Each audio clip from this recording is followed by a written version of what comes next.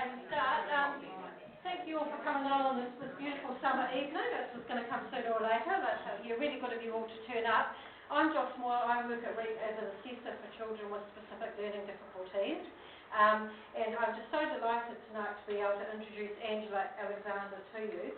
We are so lucky in this community to have someone with her hugely high level of expertise, her experience, and she is so dedicated to improving the lot of people who have difficulty with their auditory processing. So, Angela, I'll hand over to you. Thank you. Ladies and gentlemen, thank you so much for coming. Once again, I am Angela. I'm a loud American, which in my line of work comes in rather handy. But anyway, so my husband and I moved to New Zealand 3 years ago from Kansas. Kansas is well known for tornadoes, wheat, being flat, and being very far from the ocean. So it is extremely wonderful to be here. He's a hunter and fisherman, and I like to fish, and we like being outside, and that just works out perfectly for us. So you've come to hear about auditory processing, which is a subject that's near and dear to my heart. When I worked in the States, I had a clinic, and all I did full-time was diagnose and treat children and adults with auditory processing problems. So I love my husband. He's my first love, and auditory processing disorder is my second. It's that thing that makes my heart beat just a little bit faster, and I'm really stoked that you came today, and so many of you too. And to the Mr. Man, too. Thanks a lot. So, hearing testing. How many people in this room have had a hearing test? Can you raise your hand? Just a standard hearing test. Okay, fantastic. How many people in this room know someone who is a selective listener? Can you raise your hand? Fantastic. And how many people in this room wouldn't raise their hand no matter what question I asked? So hearing testing, the hearing testing that we standardly talk about is where we present beeps to see if you can hear those pitches. Can you hear that beep when it's really quiet? If you can, then you have good hearing sensitivity. So you know that sound is there. If you don't have good hearing sensitivity, you can get a hearing aid or a cochlear implant, and that helps a lot. But then there's another side of it, which is processing or processing. I'll probably say it the way that I'm used to, so try not to be annoyed. So auditory processing, so sensitivity is the softest sound you hear, but this testing does not identify what your brain does with speech. That is a much more complex task, isn't it? Just beeps are pretty simple. Auditory processing disorder sometimes looks like hearing loss. A parent will take or bring their child to me or to another audiologist and say, my child is not hearing, or their child will even say, I can't hear you. So they take them to get a hearing test done, and if they hear all the beeps, even when the beeps are quiet, the audiologist might be excited to say, everything's fine. Your child doesn't have any problems. See you later. We'll see you maybe in a year's time. All right?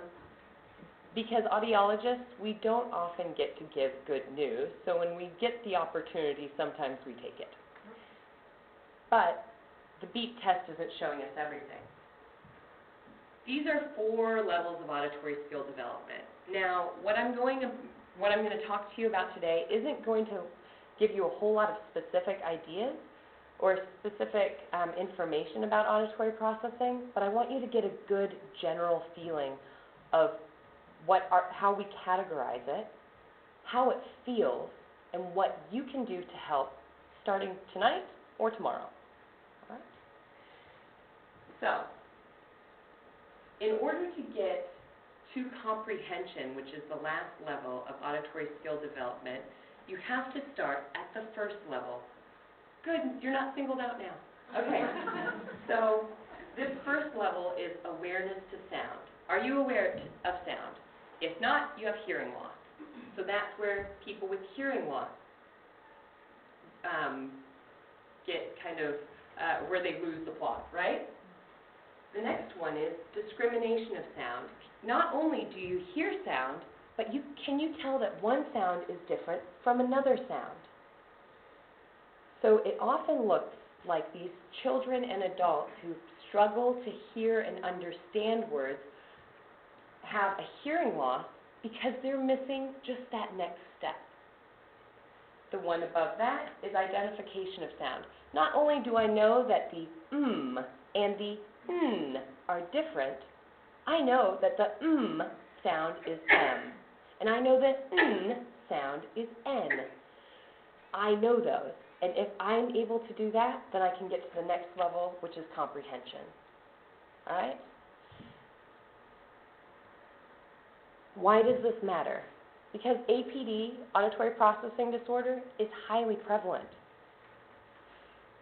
A study showed that it affects up to 5% of New Zealanders. And a study in 2012 at the University of Auckland showed that 35% of Pacific Island children in New Zealand have this difficulty. That's a whopping number. They didn't test Māori specifically. It was just a subcategory of Pacific Island children. Those studies will be coming. But that's huge. Age of identification. There has been an idea that we really can't identify children with auditory processing problems until they're 7 years of age. But it isn't the case that a child wakes up on their 7th birthday and lo and behold, they've come down with auditory processing disorder. Sometimes it's been there all along, sometimes it's actually developed. So the ages of people that I work with are ages 3.5 on up to, I had someone sign up for classes that was 99 in the States. She decided to put it off for a year though.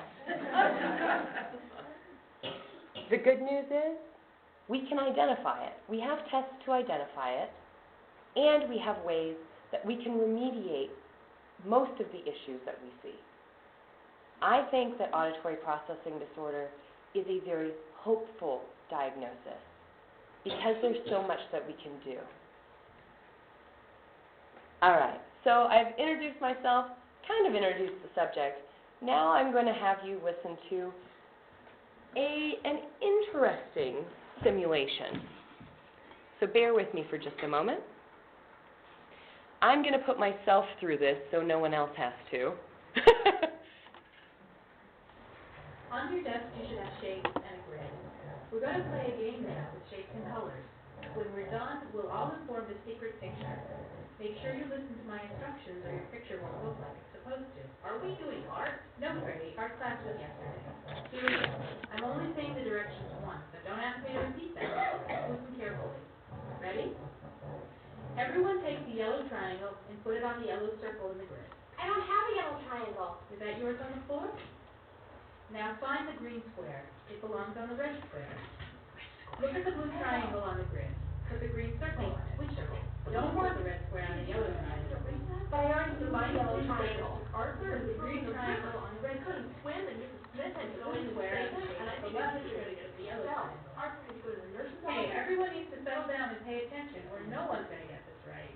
cares? How I do you know know my square shapes with the and red colors. circle? Put the blue triangle on the spot below the green square you can see.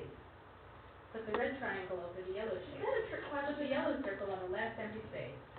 Is Ooh. everyone done? Nope. Flip your cards over. Does yours look like this? That's the best I've ever done on that. That was actually very exciting.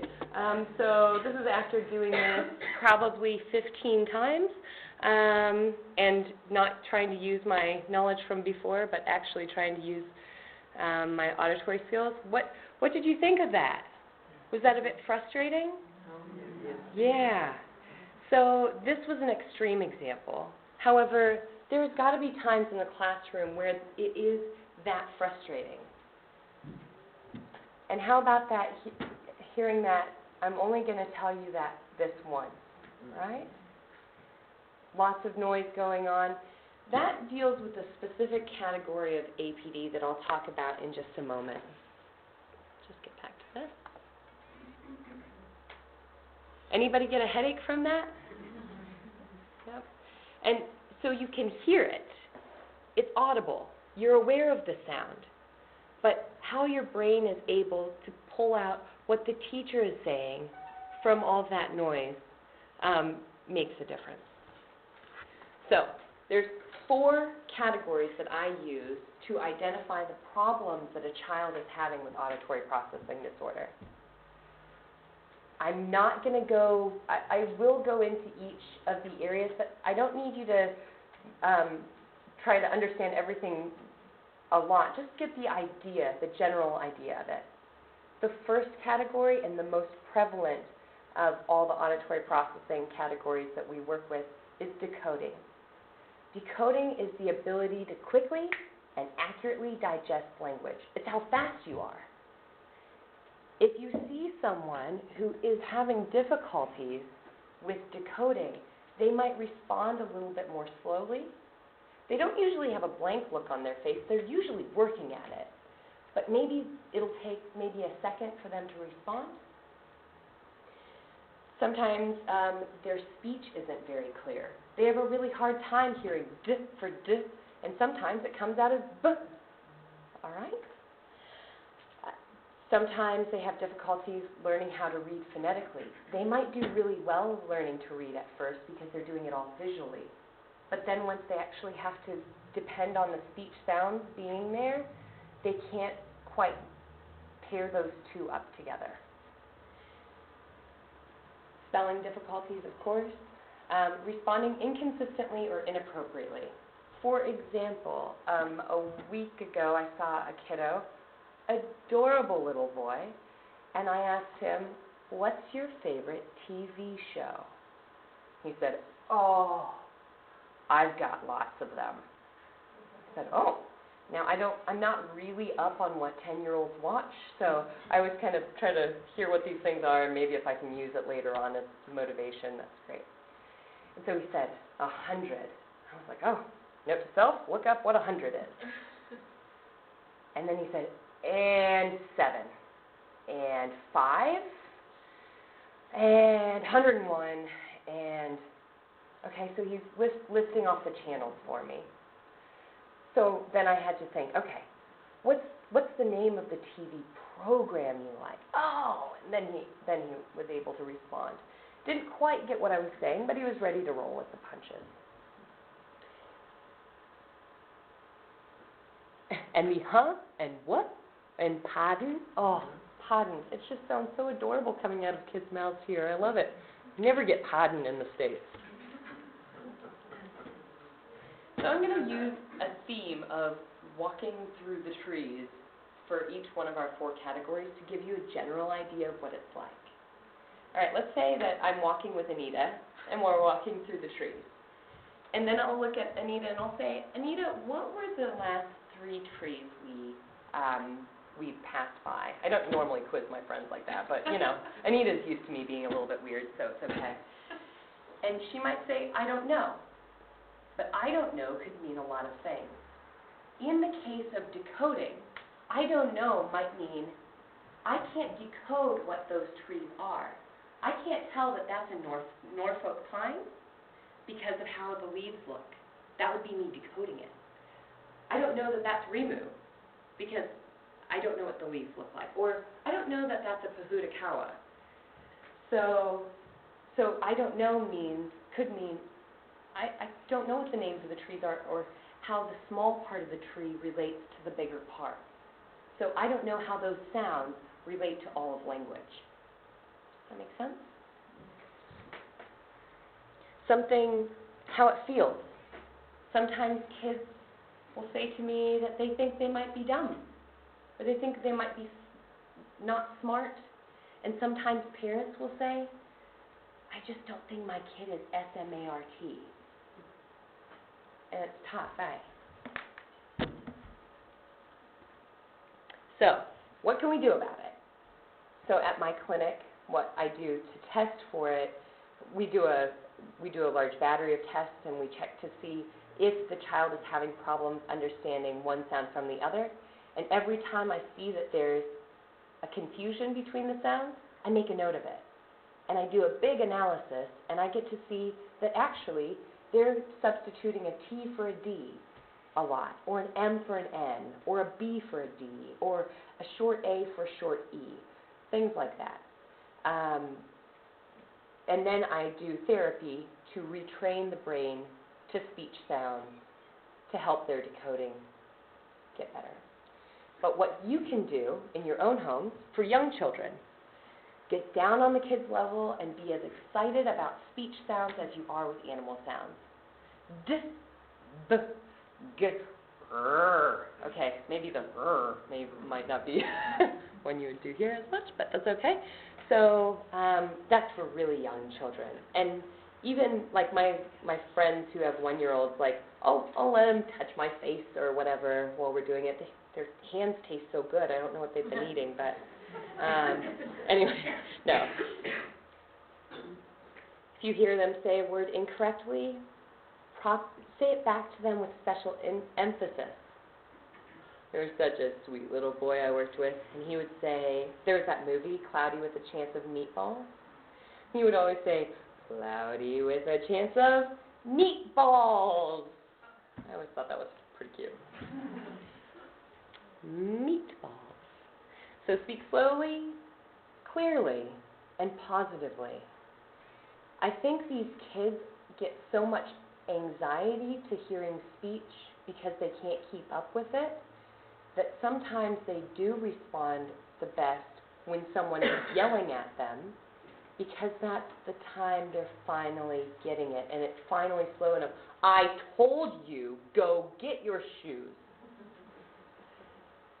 It's hard to speak loudly and clearly, unless you're an American, loudly and clearly without feeling anger, but if there's a way you can do it, these kids benefit from it heaps. When helping out with reading, try to remember the sounds for what they are and not what we remember them being. Before I left the States, there was a new program that came out, and the advertisement was really cute. It's like, oh, you can follow along where your child can learn to read without you even helping. They just use this pen and they write along this word, and it'll sound the word out for them. So the word they had was cat, and it said ka-a-ta. So that poor child's going to say ka-a-ta. That's not going to be very helpful, eh? So k-a-t. Yeah, we don't say la-olipop, lollipop. So an L isn't a la, it's a O, right? Okay. And if there's nothing you take away from tonight other than this one, take this one out. I'm only going to tell you this one.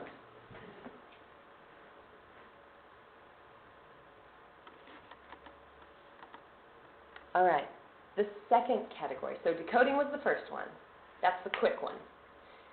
Tolerance fading memory, TFM.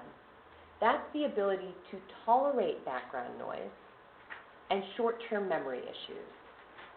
Those aren't the same thing. Tolerating noise, short-term memory, but they occur in the same area of the brain. So where we see problems with one, we often see problems with the other. So these children are the ones that probably look more like they have ADHD kind of difficulties, because in noise, like the one we were just listening to, they fall apart. They're not able to keep up.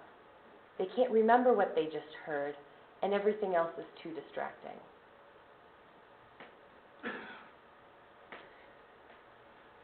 So they cover their ears when they're in even just moderate noise. They often have reading comprehension difficulties. They can't remember what they just read, so they can't necessarily recall it later on. And at the end of the day, these children look exhausted.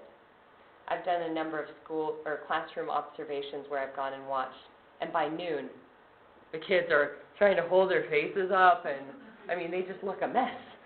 Bless. All right, so Anita and I are walking along. Hey, Anita, check out those trees. Do you remember what those last 3 trees were? I don't know.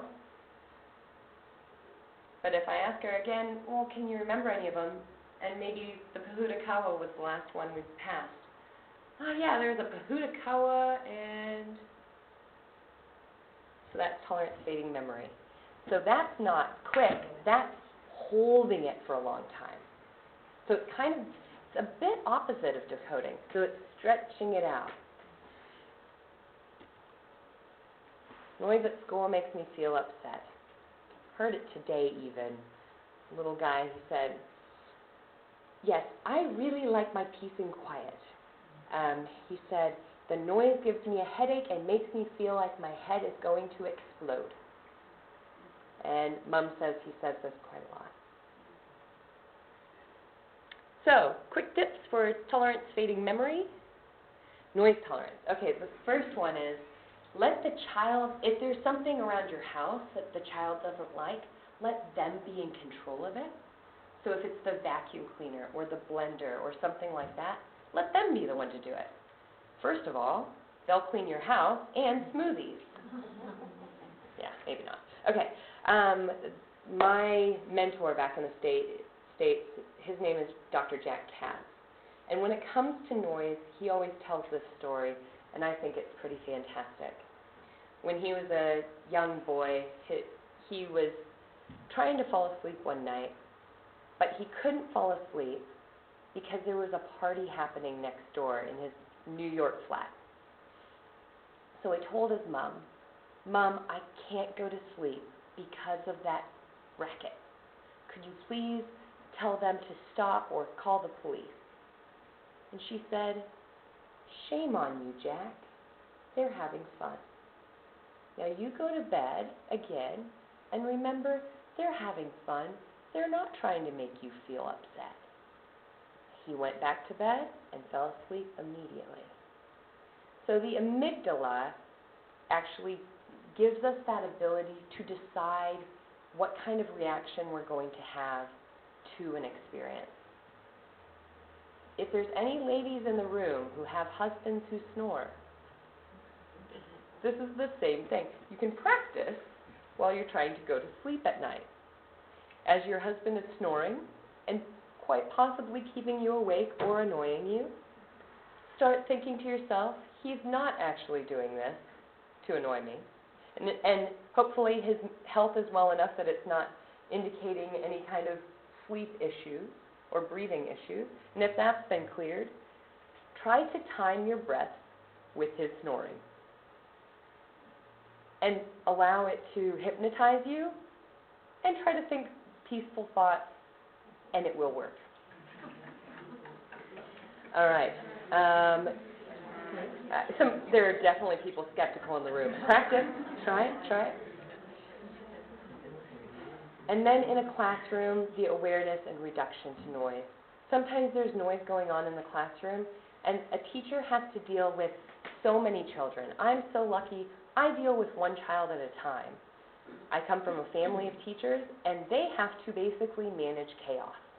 It is very difficult for them to try to work with every child's needs at once. So sometimes if you can go and observe, or I can go observe for you, and see if there's anything that you see constantly happening in the class. Maybe if the child would be sitting right next to this, it's got a hum, that could be a little bit distracting, things like that. Memory. So playing memory games with 1-step, 2-step, 3-step directions. Whenever you're going to give them a list of things to do, count it off on your fingers. I need you to go to the car. I need you to drive to the store. No, just kidding. I need you to get your shoes on. And then before they go to do it, okay, what do I need you to get? I want you to put your shoes on. If you actually make them guess on the words that aren't the key ones, they might be able to get it and feel successful. So we call it bootstrapping. So they get the one part, and it makes everything else easy. echoic memory. This is one of my favorites. I just finished this memory lecture, and it was really, really interesting. So we have this ability to hold about 4 seconds of auditory information without digesting it at all. So let's say a gunshot happened outside. We're just talking along, and someone runs up here, and they come into the room, and they say, did anyone hear that gunshot? And we could all think, oh, that was scary.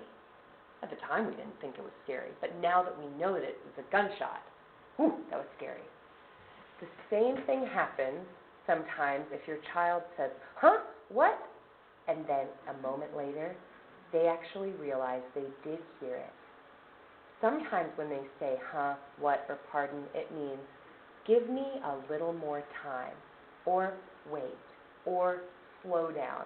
It doesn't necessarily mean repeat yourself. All right? And just try to believe in them that they're not actually trying to make life harder by not remembering what you said to do. All right, the third category is organization.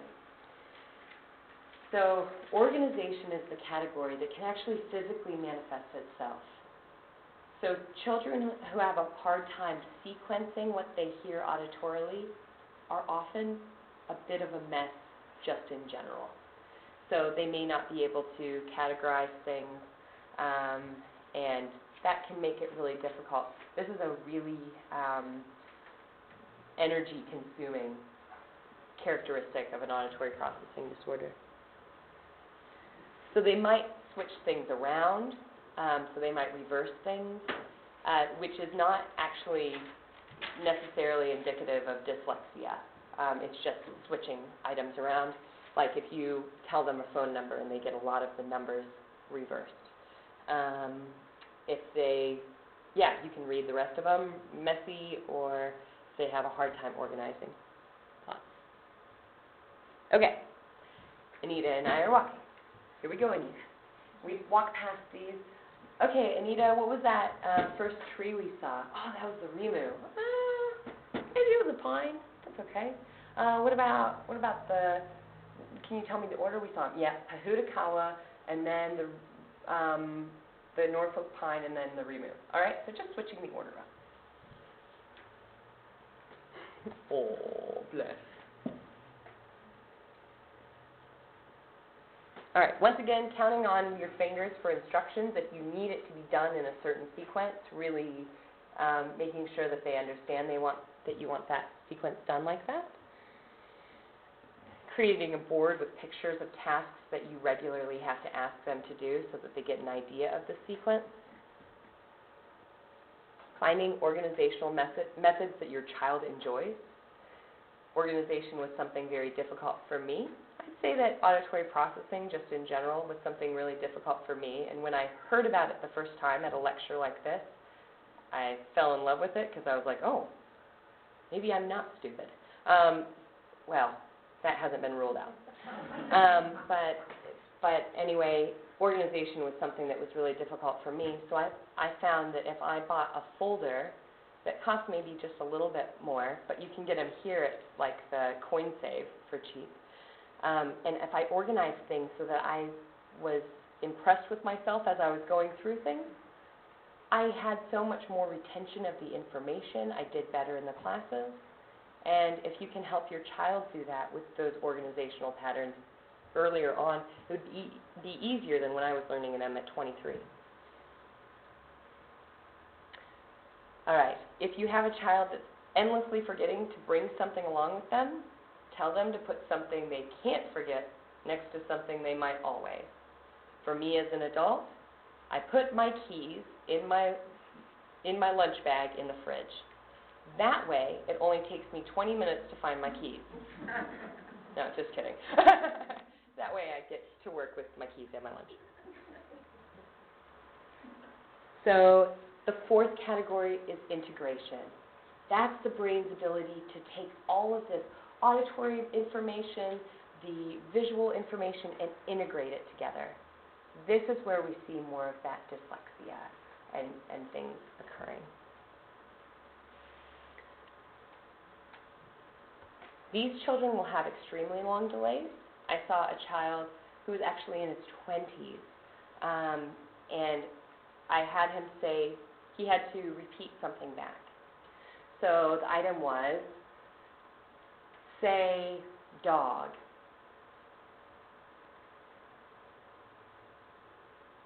Dog. Really long delay, but he didn't look like he was cranking on it.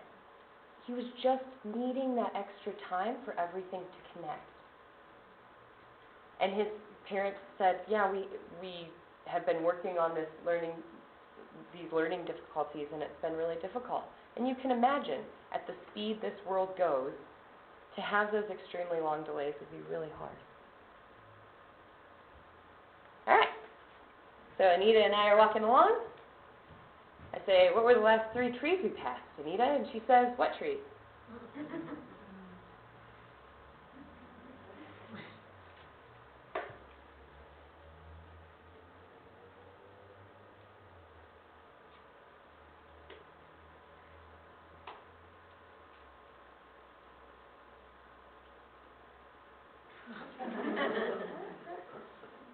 Whipping butter is next. So,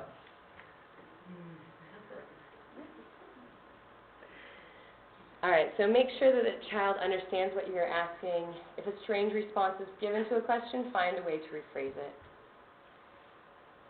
Give them time to respond. If they have that extreme delay, sometimes it's hard because I'll think, oh, I just need to rephrase it. But sometimes you just have to wait. Let them catch up. It's hard for them to feel comfortable and confident in a communication situation. I'll often find parents who say, oh, my child's really shy. I would be shy too if it took me a couple seconds to come up with everything. And so giving them that time to think about it and respond can really pay off. And then show them an example of a finished product if they have to do a new task. Okay, this is what separated eggs look like. Can you do that? All right, so that was a whole lot at once. I'm here to represent Taupo's Here for Kids Trust. It's a wonderful group, wonderful small group of individuals. We take a special shine to ears. And yeah, friend us on Facebook. If you want to, I'll put information also, like a link on the email if you put your email there. And you can feel free to email me with questions, comments, or concerns. And we can also take some questions now. Does anyone have anything they'd like to ask? No? I know that everybody needs to get home and have some tea. Yep, go ahead. It's really regarding anxiety. Yeah. You said that this can cause anxiety, but does it work the other way? Can anxiety cause auditory processing difficulties? So I'm an audiologist, so that means that I just work with the ear side of things. So I can only really make comments about the ear-related parts. Joss, actually, can you think of anything that you'd like to add? Probably not, because it's more of a psychologist area rather than. Yeah. But I would think, Tracy, that it would definitely, it'd be part of a cycle. Yeah. Very much so.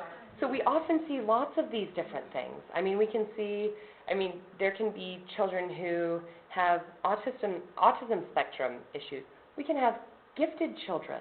We can have lots of different things, ADHD, dyslexia, selective learning impairment, or specific learning impairment. We've got, there's just lots of different, or specific language impairment. There's a lot of crossover, and there's very rarely been a time where I've seen a child and I've said, oh, auditory processing disorder is probably their only difficulty. However, if it's one of the ways that I think we can make a lot of progress, then I'm usually pretty vocal to the parent that, okay, this is what I think we might be able to change, this is what we might be able to improve for your child, just so it's not so much work for them. Because sometimes these kids are just in survival mode, and so it can make them feel anxious because they're not sure what they're hearing, and they have to be prepared for everything. and they're often really eager to please children. They really want people to feel positively about them, and they're not really sure how to do that. So that's been what I've noticed quite a lot, and that would make me feel anxious too. I want to be good. I want my teacher to think I'm good. I want my parents to think I'm good. I can't understand what they're saying though. Yeah. Or remember it. Yeah. Do you find that any of the problems are more sort of exacerbated in bilingual kids? Ah, interesting. We were just talking about bilingualism. It seems like children who are bilingual either seem to sink or swim, it seems. The times that I've worked with bilingual children in the States, often the children were adopted from overseas. So they were adopted from Russia or adopted from, and we don't necessarily always know what else was going on in that family. So some children that are bilingual are super processors. You know, they can have great auditory closure. They can figure out lots of different things. And then other children, it can be extremely difficult if they're in something that's not their native tongue. I'm taking tereo classes, and I was going to try to start with a mihi, but because I would slaughter it at this point, give me a moment. I'll try to do that the next time. But it's really difficult for me to process the tereo, but I'll try. Does that answer your question? Yeah. No? Yep. Yeah. Is there a child that you know that's bilingual that, yep. Our family speaks two languages at home, so. Ah. Do they seem to process one more easily than the other? Is it their native tongue or? English is their strongest language. Yep. That's the school now. Yep. Here doesn't normally speak Spanish at home because a long time back in Mexico, Huh? we had one with Spanish. Ah, got it. Got it. Yeah, I'm happy to talk with you about that later too. And I think that there are actually tests that are in Spanish for auditory processing. I'd love to get my hands on those and also do the English ones and just see if there's a discrepancy between the scores that we see too. That'd be really interesting, eh? Can I add something on there? My friend and her husband's Brazilian, and so all his family Brazilian, and I know this with a lot of Brazilian children that are brought up here, that they know how to speak Portuguese, they understand it, but because they go to school in English, they just prefer not to talk in Portuguese. So they do understand it, and they can communicate when they go back to Brazil, they can, but they just refuse to speak it at home because they just don't want to. That's their choice. They just want to speak English because all their friends speak English, and so they understand it but don't want to speak it. Right, right. Doesn't mean they can't, they just choose not to. Right. With auditory processing, just basically, you would be looking at the dialect that the child, their native tongue. That would be the most important part. But if they're struggling and they need to be if they're in an environment where they need to be able to process what they're hearing now in a different tongue, I'd say it would be worth looking into. I worked with a child whose father was in the CIA in the States, and he said that he wishes that the auditory training that I do would have been the way he learned all of the languages, to learn all of the sounds first, and then go in and apply them. And I thought that was really interesting, because he said he was multilingual, but it was a dog trying to learn all of that stuff. Yeah. And then also on the same question. Yeah. You know, if you have a child struggling with some kind of perception of the sound, Yeah. would it be, you know, like giving too much, more of a problem trying to introduce two languages than just speaking to one? So, depends on how old the child is. Okay. It's always good to have one language that is, the full complement of language, and you should always the parent should always do the languages that they're most comfortable with. I met a family back in the States who had a 4-year-old. They were trying to teach her Italian, but they didn't know Italian. They wanted Italian to be her base language, her native tongue. They were living in Italy, but she wasn't progressing. So I guess it kind of depends on your family situation, doesn't it? If you're here and the child's going to be in school there, then it wouldn't be a bad idea to look at the processing from both the English side. My parents are bilingual, they speak Spanish, so I solamente un poquito, but I can get my way through it. So I can at least see what I can compare there and see if there's anything I see. Yeah. I don't necessarily know what I'll see with your daughter, but I'm happy to give it a go. Yeah. Uh-huh.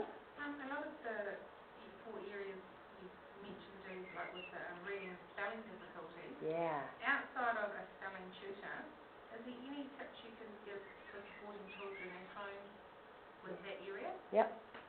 So if it's going to be spelling words, now, once again, I'm just talking from the audiology side. I do have a bachelor's in speech language therapy, but I'm not registered here or anything like that. So for spelling, if it's going to be a list of spelling words that the child needs to do, if you can find a fun way to remember how the sounds go together, for example, the word jovial.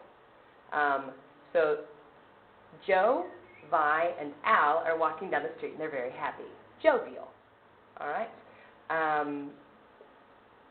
Or anything you can do to make things fun as opposed to so difficult would be great. Breaking things down, and then doing those sounds like I was talking about, just, sound by sound.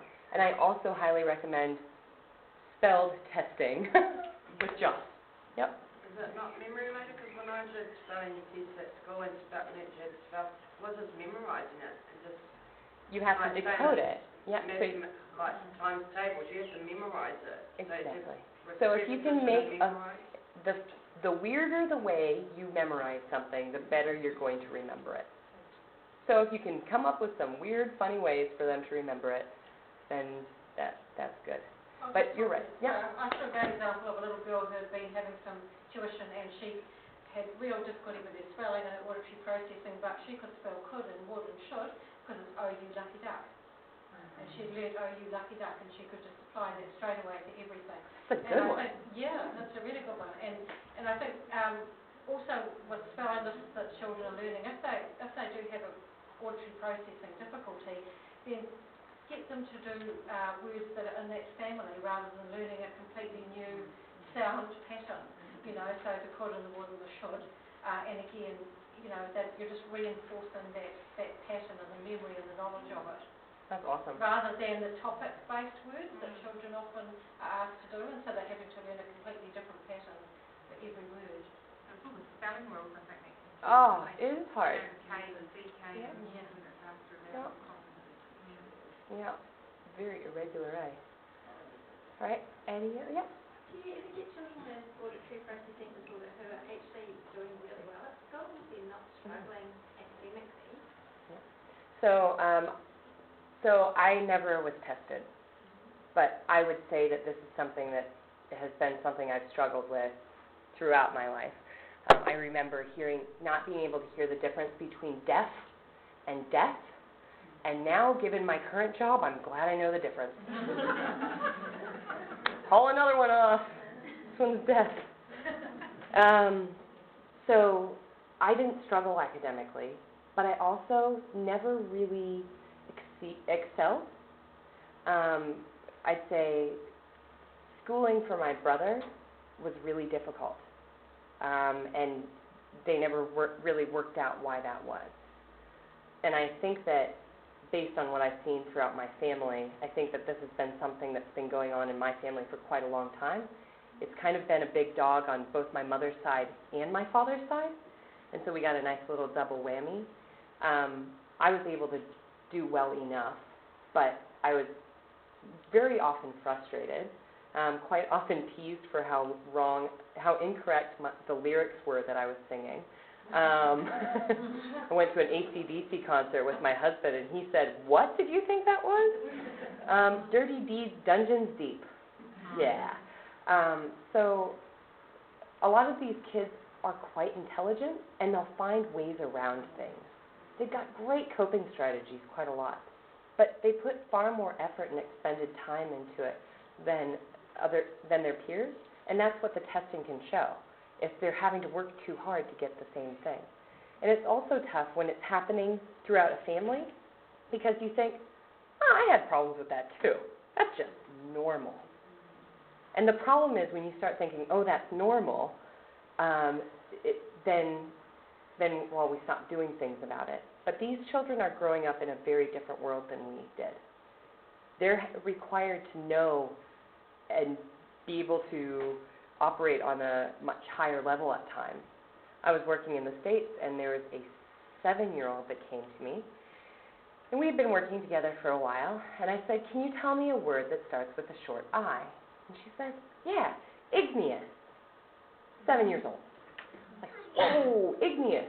Can you use that in a sentence? She said, no, but I know that it's a type of rock, like metamorphic is a type of lava rock. Okay, can you break that down sound by sound? She said, sure. Igneous. Whoa, that was pretty good. I was like, you are so good. I'm going to put that word in your word hall of fame, because I have this little area that I write down all of the words that really impress me. She looked at me, she goes, what's a hall of flame? All right? She can hear. She is intelligent. She is well educated already. She could not process the sounds I was saying. And that was in quiet. So, yeah, it's interesting, eh? They can exceed or excel and succeed or exceed. Yeah. Anyone else with a question? Yep. Do you find that a lot of these children have much more difficulty with processing people with accents? Yeah. You know. And my goal is not to make every child in New Zealand have an American dialect. Hand to God. I'm working on it. I'm working on not being like that, making sure that I got the vowel sounds right. But no, dialects make things really difficult. And even Asian people. Okay. Yeah. Completely different. Well, the way that the tonal languages work compared to like English and things, yeah, that can be really different. I would say that through my work with auditory processing, my processing skills have gotten much better. I wouldn't necessarily say that I have auditory processing disorder anymore. I feel like it's something I've largely been able to work with secondhand through working with children. I feel bad for the first 3 kids I saw about 7 years ago. I learned more from them than they learned from me, possibly, but that's okay. But I would say that my first 2 weeks living in New Zealand, such a hard time understanding what anyone was saying, and not understanding what some of the words were. Like, we didn't know that tea meant dinner. So someone texted me on a Sunday afternoon at noon, would you like to come to mine for tea? So we went straight over. We showed up at her door. My husband said, I'll drink coffee while you drink tea. I said, okay. We were there for hours, and she didn't offer us anything to drink. So funny. And then she said, I'm sorry, I need to excuse myself. I have some very important guests. And she was single, so I had to be nosy. Oh, who's coming over? But you are, you idiot. So I mean, there's definitely some we did figure it out and had a big laugh about it that night, but it was pretty awkward. So yeah, it's different with different dialects, and it's harder to keep up with what people are saying and if they speak so differently from you. But especially if it's within your same dialect and you're struggling, then that's what we would consider an auditory processing disorder. I was in exchange in Brazil, so I speak Portuguese, it's my second language. I can speak it quite fluently, even I'm a bit rusty. It depends how often I get to practice or not. But I don't understand like people that know more than 2 or 3 languages that, you know, like like on the old Miss New Zealand or Miss World programs, how they can translate. Yeah. Because I have to switch to Portuguese, think Portuguese, speak Portuguese, or switch to, and I don't know how to, I know it's different swings and different, you know, like we sunbathe, they say Tom and Sol take sun. Yeah. So when I came back from Brazil, I forgot the word for it, so I'm like, I'm going to go and take sun.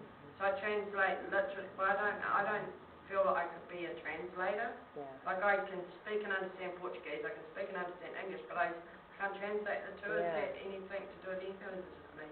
Well, okay, so if you're talking about can you hear in one language and then speak in another, so what you're doing is you're taking in language, that's receptive language, and then you're trying to speak another language. And that is a complex task. That's requiring your brain to do quite a lot. And to be honest with you, I don't know a lot of people that could probably do that fluidly. And it would probably take experience, and it depends on maybe the age you learned it and your processing ability. Absolutely. And a lot of integration. Knowing, like, so you say something in their slang, Yeah. and someone says, "Oh, what did you just say?" And it's like, well, it's like a mental block, and I'm stuck because I don't know how to say it in English. Yep. All good. I know what I've said in Portuguese, but I don't know how to say it because it's different. Yeah. So that's just standard. Yeah. The second language. You know, you would want to, if you're actually concerned about it, you'd want to talk to a speech language therapist. But if it's just kind of a curiosity, I'd say that it's a complex task for any brain to do. Yep. Yep. And when you said adults can get it, does that mean you've always had it as a child, or you can be fine as a child and then get it, like, for example, concussion skiing accident at 15, could have brought it on, or like just an People old can age have, thing that you just people can't can have, retain things yeah. like you used to be able to, your memory's not as good as it used to be able to. No, people can actually have traumatic brain injuries and then have auditory processing disorder after it, when they didn't have difficulties before. That's they're putting a lot of time and effort and money into that in the States at like Walter Reed Medical Center and the other Veterans Affairs hospitals there. It's a big deal. So if you think you have as an adult and you think that these techniques could help, does it, you have to pay for this sort of help? Not this PowerPoint, no. No, I mean you have to pay to come and see you to get help. So, if you think you can't retain things, your memory's not good, if you think you've got this and you come and you've been diagnosed, it costs, like how much for a consultation and how much for techniques to help improve if you have got it? So, it's a good question. So, I want to work with the DHB and I want to work with trust because I do understand that it's difficult to come up with that kind of money to pay off my student loans. And I'm going to have those for the rest of my life, so we might as well chuck some money toward them. So I'm wanting to help to work with DHB, hopefully, to do some testing. That's what I'm hoping to get accomplished. Right now, the first thing to do is a hearing test to rule out that you actually have that first part of those 4 steps to make sure that you don't have a problem with awareness, so that your sensitivity is normal. So we do a hearing test first, and you can get those done at Taupo Audiology, where I work as well. You can get a hearing screening there to make sure that you're hearing all the pitches all right, and then we can talk about the auditory processing test. The auditory processing test is a bit expensive, and so I'm looking for ways to help fund it. It's $350 for the auditory processing assessment, but until February, because right now I'm working full-time as an audiologist doing other things that bring in income, I'm going to do the evaluation for just $90. I'm not spending as much time going into the intricacies and writing as long of a report. It's more of a general report, but at least gets that testing done. So if anybody wants to look into that, you can feel free to contact me. And then the therapy sessions. If I find that a person has an auditory processing disorder, and if I believe there are things that I could do to help, then I do suggest doing some auditory training. And generally in the States, we would meet once a week. I think that's a bit too full on for kids here, because things are kind of more military-like in the States with their training and things like that. I don't know if anyone else finds that. But I would find that maybe like twice a month might be a good way to go about it. And those training sessions are $90 for a session. GST? 92 including GST, 80 without. And then I suggest doing 14 sessions. So it's about $1,400 for a full first group of sessions, and we usually get a majority of the work done in that first round of therapy. So I know that, and also Taupo here for Kids Trust have been really great in helping kids who have a community services card be able to get some reduced cost training. So they've been subsidizing, and that's been fantastic. So what I do is I find out if the kid has a community services card, have them fill out an application, and then I take it to the board and we round table those. Is that a not-for-profit organisation? You got it. Charity? Exactly. So are you able to email or send out that price list and what would be involved if it was? Certainly. I would rather not work for money. That would make my life a lot better. But in the end, I guess. DHB, is that Paula Bennett? No? District Health Board? Yeah, who's in charge of that? So I'm going to be talking to Glenn Anderson up in Rotorua soon. But if anyone has any contacts, that would include any trusts that might be happy to work along with us, or any other contacts. I'm really hoping that I can get into work with children who are at-risk youth, because they do show that in prison systems, adult male offenders that are violent offenders quite often have hearing problems, and I would really like to work with teenagers or younger where it might make a difference. Yeah. Have you had any success treating adults? Yes, I have had some success. Yeah, fun stuff too. It's really cool. It's a totally different process working with an adult versus a kid. But no, I mean, personally, I feel like my processing has changed quite a lot, and I would find myself going from being confused in noise to being the one trying to hear what other people were talking about behind me and picking up on other people's difficulties hearing. Not to be judgmental, just to put myself through a little bit of a challenge. But no, I worked with one man. He was in his 60s. He became a really good friend of ours. Actually ended up marrying us. We aren't married all three together. He just was our celebrant. Awkward.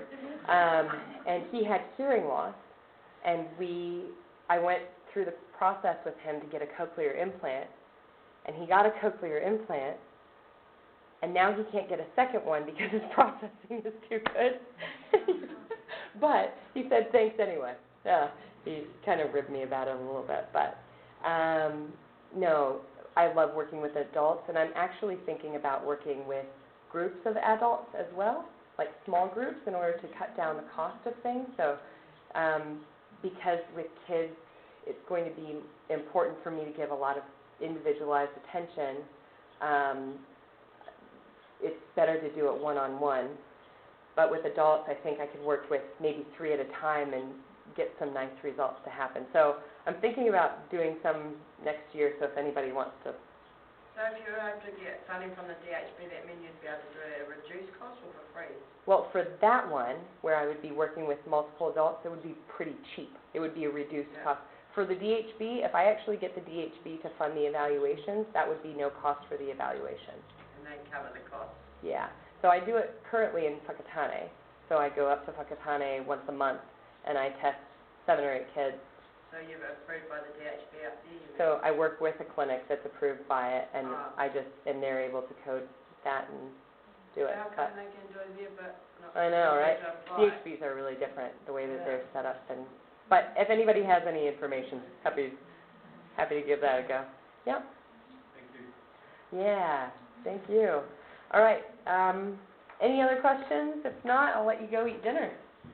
Thank you so much for coming. I appreciate it. In a session where Angela was working with a child, and the level of engagement and dynamism and learning, and it was just really, really wonderful. And I think people even don't have auditory processing will probably sign up just to come and see. Thank you again. Thank you. Wonderful. Thank you all for coming and your contribution. Yep, thanks a lot. Angela's cards are here. Yeah, please grab one of those, 1 or 2 or 7. I know. That's all right. They're meant to be given out.